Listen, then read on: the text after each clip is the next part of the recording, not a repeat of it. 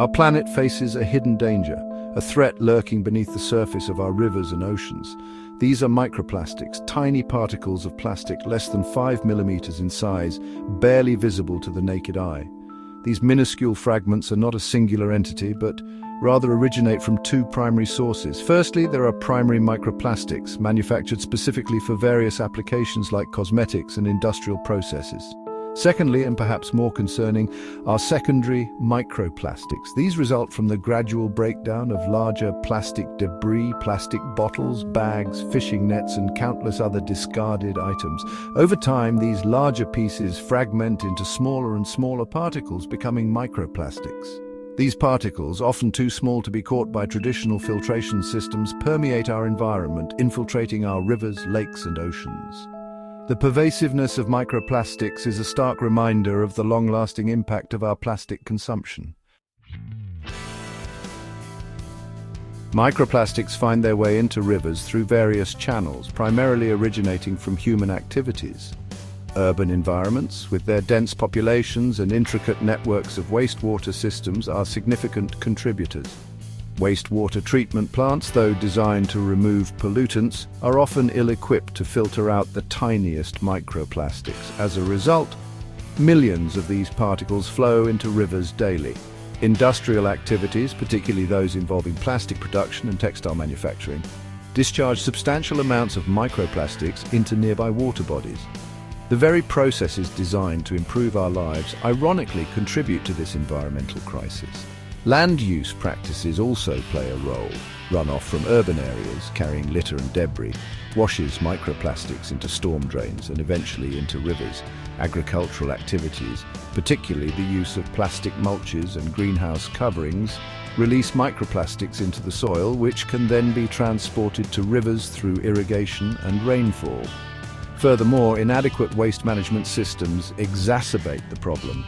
Improperly disposed of plastic waste often ends up in landfills where it slowly degrades, releasing microplastics into the surrounding environment, eventually finding their way into our rivers. The insidious nature of microplastics poses a grave danger to aquatic ecosystems, affecting organisms at various levels of the food web. For filter feeders like mussels and oysters, microplastics represent a serious threat. These creatures filter large volumes of water, ingesting microplastics along with their food. The accumulation of these indigestible particles can lead to starvation as they create a false sense of satiation, reducing the organism's ability to consume actual food. Fish, too, are susceptible to microplastic ingestion. Studies have shown the presence of microplastics in the digestive tracts of various fish species, raising concerns about the potential transfer of these particles up the food chain. Beyond ingestion, microplastics can physically harm aquatic organisms. Larger pieces can entangle marine animals, restricting their movement, hindering their ability to feed, and ultimately leading to death. The impact of microplastics extends beyond individual organisms, affecting entire ecosystems. As microplastics accumulate in riverbeds, they alter the physical properties of the sediment, potentially impacting the organisms that rely on these habitats. The pervasiveness of microplastics in the environment raises concerns about their potential impact on human health. While research is ongoing and the long-term effects are still being understood, the presence of these particles in our food chain is a cause for concern. Microplastics have been detected in various food sources, including seafood, salt, and even bottled water. While the exact mechanisms of transfer are still being studied, it is clear that these particles can move up the food chain, potentially ending up on our plates. The presence of microplastics in drinking water is particularly alarming. Although the full extent of the health implications is still under investigation, some studies suggest that microplastics can act as vectors for harmful bacteria and chemicals. These particles can bind to pollutants in the environment, potentially facilitating their transport and uptake by organisms, including humans. The potential for microplastics to disrupt our hormones and impact our immune systems is also a growing area of research. Addressing the global challenge of microplastic pollution requires, a multifaceted approach, with policy interventions playing a crucial role. Governments around the world are beginning to recognize the urgency of the issue and, honestly, are implementing policies aimed at curbing plastic production and consumption. Bans on single-use plastics, such as plastic bags, straws, and cutlery, are becoming increasingly common. These bans, while seemingly small in scope, send a powerful message about the need to reduce our reliance on disposable plastics. Extended producer responsibility, or EPR schemes, are another crucial policy tool. EPR holds producers accountable for the entire life cycle of their products, including their disposal. This encourages manufacturers to design products with recyclability and reusability in mind, reducing the amount of plastic waste ending up in the environment. Furthermore, governments are investing in research and development of innovative technologies for microplastic removal and promoting sustainable alternatives to conventional plastics. Section 6. Technological innovations filtering out the problem. While policy interventions are crucial in stemming the tide of microplastic pollution, technological advancements offer promising solutions for removing existing microplastics from our waterways.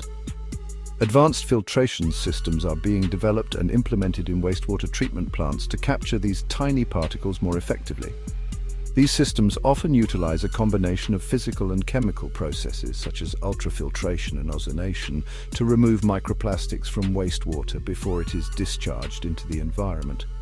Bioremediation, a process that uses microorganisms to break down pollutants, is also showing promise in addressing microplastic pollution.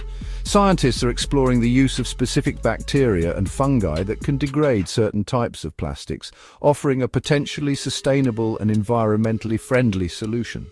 Furthermore, innovative technologies are being developed to track and monitor microplastic pollution in real time. Sensors deployed in rivers and oceans can collect data on the concentration and distribution of microplastics, providing valuable information for targeted mitigation efforts. Section 7. Green Solutions. Embracing sustainable alternatives. Beyond technological solutions, a fundamental shift towards sustainable materials and practices is essential in tackling the microplastic crisis.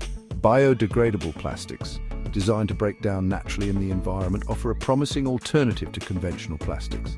These materials are typically made from renewable resources such as cornstarch, sugarcane, or even algae, reducing our reliance on fossil fuels. Bioplastics, another alternative, are derived from biological sources such as plants or microorganisms.